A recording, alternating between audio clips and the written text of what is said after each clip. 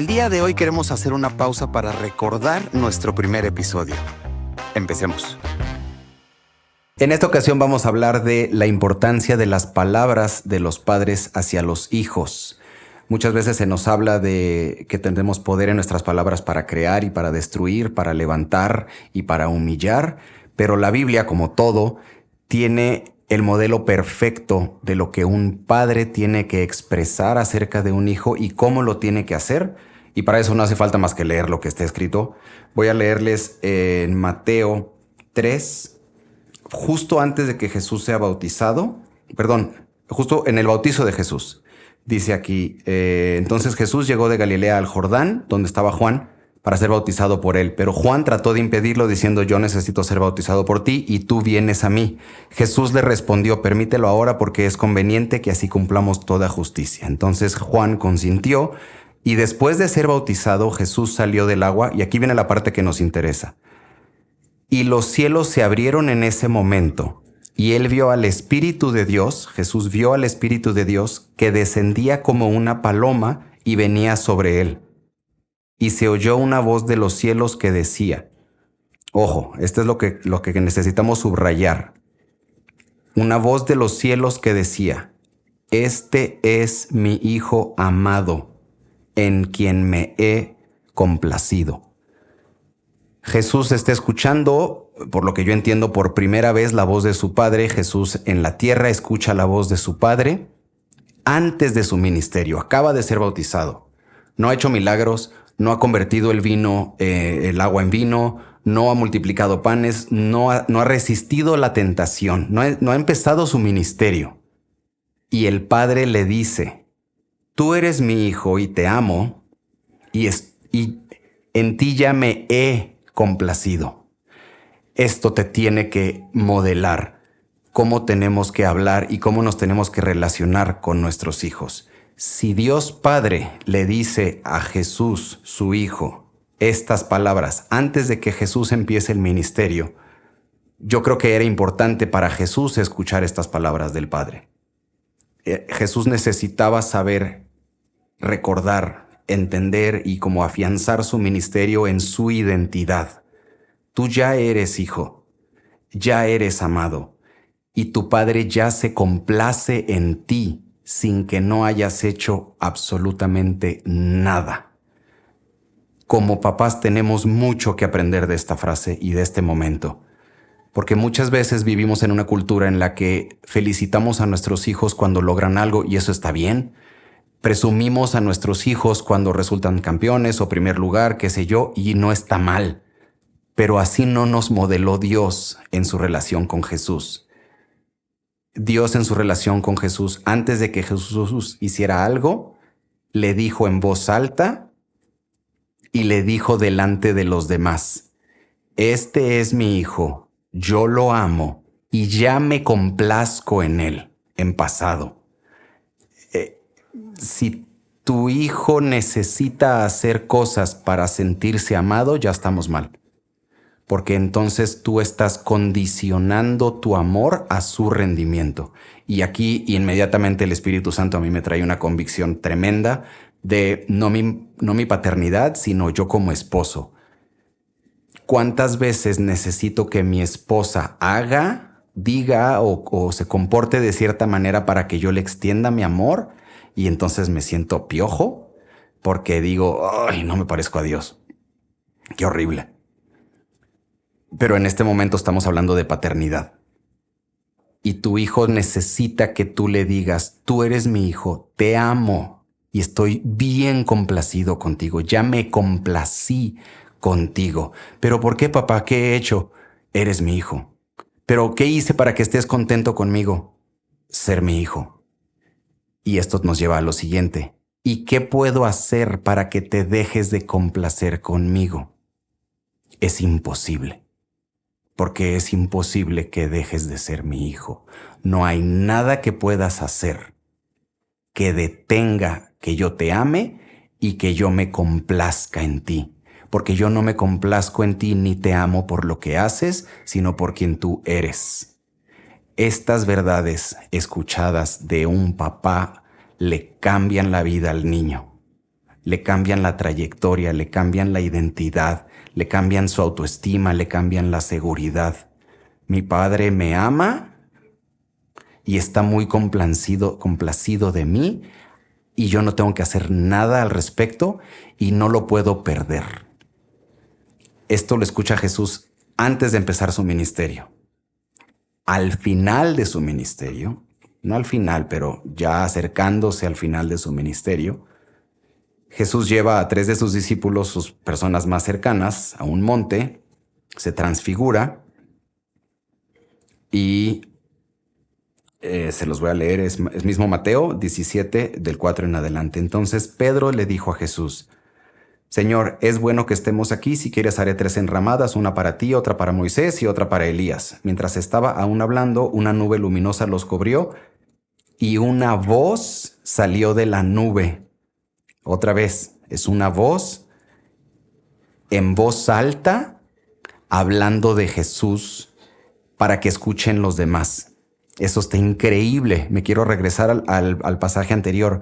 Cuando tú le dices a tu hijo: yo estoy muy complacido contigo y te amo, eso es muy bueno. Cuando tú le dices a los demás, delante de tu hijo: este es mi hijo y lo amo y estoy bien contento con él. Cuando tú se lo dices a tu vecino, a tu hermano, a tus papás, a tu esposa, y tu hijo escucha que tú le dices a unas terceras personas: este es mi hijo, lo presumes, estás orgulloso de él.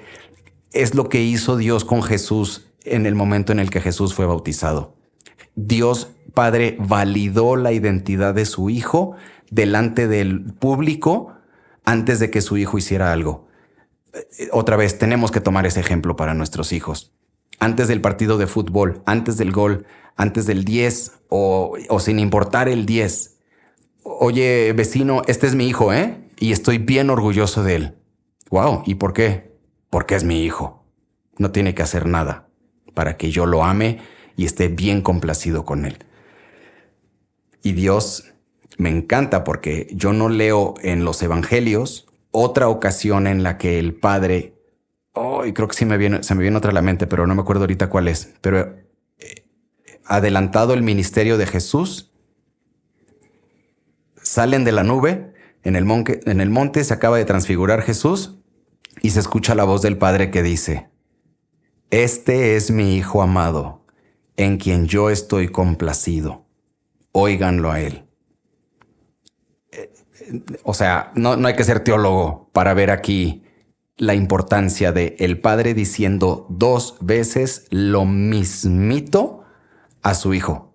Exactamente la misma frase. Este es mi Hijo amado. No lo niego, no le doy la espalda, no me avergüenzo. Este es mi Hijo y lo amo y estoy complacido con él. Lo dijo el Padre antes de que empezara el ministerio, lo dice el Padre ahorita que está ya avanzado el ministerio y complementa con: óiganlo a él. Él habla de mi parte.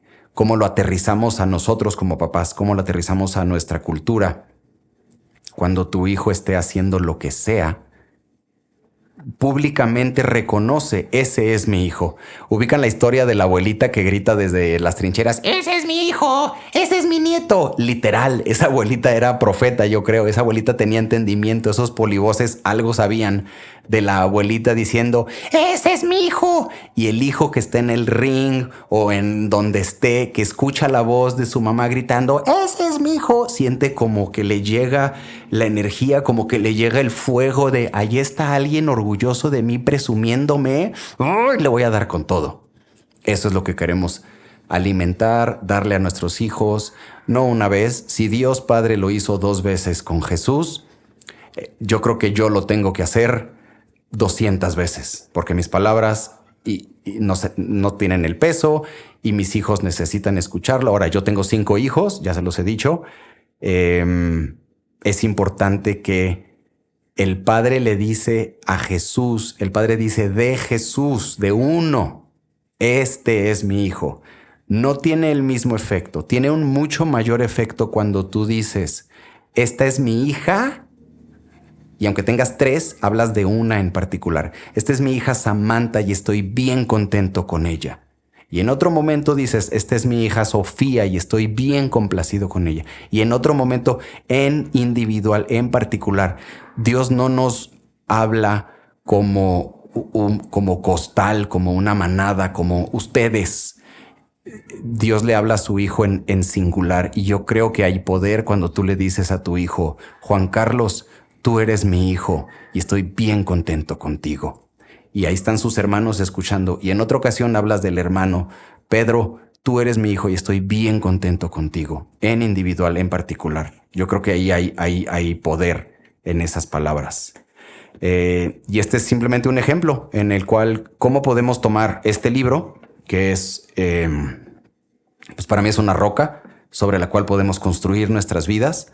¿Cómo podemos tomar este libro, leerlo y entender el modelo de paternidad y el modelo de esposo que Dios nos modela y cómo lo podemos aterrizar de maneras prácticas en nuestras vidas? Y termino con esto. Cuando tu hijo meta el gol, obviamente lo vas a festejar, pero todo mundo lo va a festejar. Cuando tu hijo la riegue gacho y falle feo, ahí es cuando tú necesitas correr a abrazar y decirle, tú eres mi hijo y estoy bien complacido contigo y te amo. En esos momentos tus palabras penetran hasta el corazón y ahí es donde él empieza a entender, yo pertenezco, yo soy amado y no depende de mí. No hay nada que yo pueda hacer para ser más amado y no hay nada que yo pueda hacer para dejar de ser amado, porque me aman por quien soy y no por lo que hago. Entonces es bien importante cuando fracase, cuando se equivoque, cuando la riegue, cuando lo regañes, cuando peque, cuando lo corrijas. Tú eres mi hijo y te amo y estoy bien contento contigo, pero en esta ocasión la regaste y te tengo que corregir. Y no está padre la corrección, pero te amo. Y te la tengo que dar porque te amo, porque es como te debo de amar en este momento. Te corrijo porque te amo. Pero nos motiva el amor y nuestros hijos lo tienen que escuchar. Está padre que se lo demostremos con abrazos, está padre que se lo demostremos con regalos, con salidas, etcétera. Pero el Padre en el cielo nos modela cómo Él se lo comunicó a su Hijo en la tierra y fue con palabras. Y creo que es importante que nosotros aprendamos y hagamos algo parecido, usando nuestras palabras les digamos en voz alta una y otra y otra y otra vez hasta que nos crean. Y ya que nos creyeron y ya que nos creen, que se los digamos diciendo porque se les va a olvidar. Porque cuántas veces no haces tú algo, cometes un error y se te olvida quién eres. Y se te olvida quién es Dios, y se te olvida lo que Dios ha hecho y lo que Dios ha dicho acerca de ti, y tienes que ir a la palabra para ser recordado de lo que Dios te ha prometido.